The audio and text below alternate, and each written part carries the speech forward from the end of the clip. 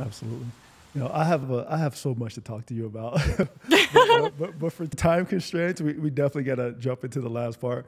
Because I want to talk to you about testosterone because I have a lot of friends who talk about my testosterone's low, and I went to this doctor to test my testosterone, and then they put me on vitamin D. I'm like, well, the first thing they test was my vitamin D. I was like, of course that's the first thing they're gonna test. Like if vitamin D, if it's low, which is the biomarker, if it's low, everything is off, right? It controls genes. And me personally, I can't say much because I don't have a PhD, but I'm happy I have you on today to speak on this. Yeah, so like I mentioned, the hormone story is really, it's a story about different types of light and also temperature. So we didn't talk about temperature that much yet, but temperature is another important controller of circadian biology. And it's also an important regulator of hormonal health as well. So what I'll say about that is the morning sunlight, like I mentioned, can stimulate the production of pregnenolone, that hormone precursor that is the precursor to testosterone, but also estrogen and all of the steroid hormones, essentially. So getting that morning light is huge. Also, just being able to get as much of your skin exposed to sunlight as possible. So we didn't talk about the specifics of UVA light yet, but maybe I'll just briefly mention it, and that is that UVA light is really important for stimulating the production of nitric oxide. Nitric oxide is this factor that increases your blood vessels' ability to dilate, so vasodilation, and that facilitates nutrient and oxygen delivery and waste removal from tissues.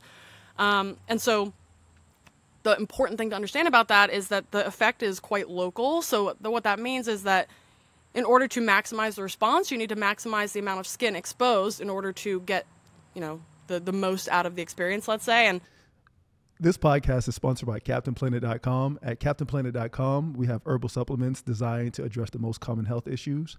Our flagship product is a superfood protein, where it not only has protein, but it has high organic minerals from sources like sea moss, chaga, cordyceps, and lion's mane to actually make you healthy. Go over to Kaptainplantit.com, type in summer 24 to get 20% off. Back to the show. So if you can't be naked in your backyard, for example, you can get something like a kaniki, which is like a tan-through bathing suit. They make men's and women's, and so that will allow you to harness some of that, the benefits of full body skin exposure without actually being naked. But if you can be naked, that's even better, especially from like a blood flow perspective and from an erectile dysfunction perspective. We see a lot of young kids, like 20-year-olds on Viagra these days, and it's just mind-blowing. Like, you can literally avoid all of this by just sunning your junk, essentially. and so there's also benefits, though, to hormone production, because we know, obviously, testosterone is produced in the testes, and so if we're supporting testicular health, we're supporting hormone health and testosterone production, which can be done through red and infrared light exposure locally, as well as UV light exposure during the middle of the day, too. So that's what I'd say about that. And then with regards to temperature, cold exposure is really potent for improving testosterone levels in men when coupled with exercise. So if you do a cold plunge, do an ice bath, and then exercise right after, there's a marked increase in testosterone in men. In women, actually, we don't need to do the exercise after. We can get the improvement in testosterone levels just with the ice bath or the cold exposure itself, which is pretty interesting. But by, let's say you're doing 3 to 5 days a week, getting your cold exposure, coupling that maybe with sun at the same time if you can, that would be ideal. And then doing some exercise outside, also in the sun, barefoot in the grass if you can. Like, that's really habit stacking, and that's going to make some huge gains in testosterone, in addition to, there's some nutrients we can leverage too. A lot of people might be zinc deficient. That's an important one. Boron's also important from a hormonal perspective. So you could do things like that. Pumpkin seed oil is a good zinc source. Couple that with either a boron supplement or eating some apples or other boron-rich foods. And that can really help to stack all these things together to optimize testosterone. And a lot can be done without ever touching, Anavar or any doping or any even just like low-level testosterone replacement therapy. I would hold off on those for as long as you can. Obviously, that's not medical advice. Just my perspective is that that should be a last resort and not the first line of defense, because we want to actually see where can we get you at a baseline by just improving your health and your lifestyle versus trying to remediate a symptom by just focusing on a singular marker in the form of testosterone. Yeah, that's a perfect segue, because for sickle cell trait, what I use, my number one focus was nitric oxide production, right? the endothelial cells being able to be healthy enough to produce nitric oxide. And I was taking citrulline malate, right, to boost nitric oxide because citrulline is a precursor to arginine, which is a precursor to nitric oxide. And I'm doing it in a synthetic form. And then I get introduced, one of my friends, he introduces me to the sun, and he talks about how he feels better, and he feels like he doesn't have to eat sometimes or drink. And I'm like, bro, get out of here. And I look into it. So I take my knowledge with the citrulline malate, and I had already came across like citrulline that's in the watermelon rind, the white part, the citrulline. But then I saw the sun, and I was like, all I had to do is eat arugula or watercress, and the nitrates deplete the nitrites, and now it's starting to the epidermis and dermis. And now I get exposed to UVA. Now I have a body that's flowing of nitric oxide. And then I did that for about 2 or 3 months. I went back to play basketball after taking time off. I went back to playing basketball overseas in Spain.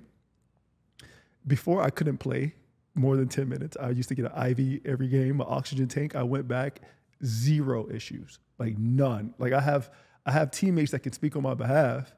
But let's talk about that. Let's wrap this up by talking about athletes and sunbathing or light, because more specifically basketball players, right? Because we're inside wintertime under synthetic light. How would that affect if an athlete dealing with just an athlete in general, and then an athlete dealing with, let's say, sickle cell, some type of blood disorder where the cells warp, right?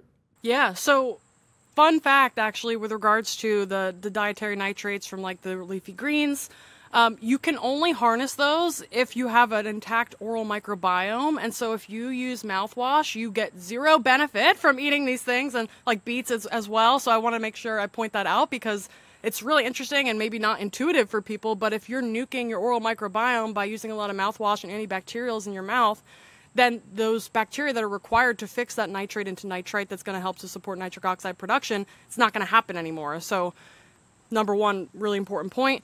Second thing I want to mention really briefly is that there are so many benefits to oxygen transport, delivery, and tissue oxygenation outside of just the UVA light and the nitric oxide production, the increase in blood flow. So when sunlight strikes melanin in your skin, melanin can split neighboring water molecules into H2, hydrogen gas, O2, oxygen gas, and 4 free electrons. So that means the more melanin in your skin, the more of an ability you have to harness oxygen and electrons directly from the sun hitting your skin without having to put any food in your mouth. So when you eat food, you're eating for electrons and protons. So ultimately your body breaks it down, and those electrons are what powers the production of energy within your cells. But you can actually you can eat the sun essentially by allowing the melanin in your skin to interact with that sunlight, and now you're getting free electrons from your environment without putting a single calorie into your mouth. In addition, if you're stacking that with bare feet on the earth, you're also getting free electrons from the earth. That's helping to support energy production and mitochondrial function. And as with regards to the melanin, outside of the electrons, like I mentioned, the molecular oxygen that's produced in response to sunlight striking the melanin in your skin, that oxygen can now go into your cells and your tissues. So if you have something like sickle cell or anything that's preventing oxygen transport efficiency, harnessing melanin and sun exposure on that melanin on your surface is going to be huge for oxygenating and supporting your tissue metabolism in the absence of an effective transport mechanism for oxygen via hemoglobin in the blood.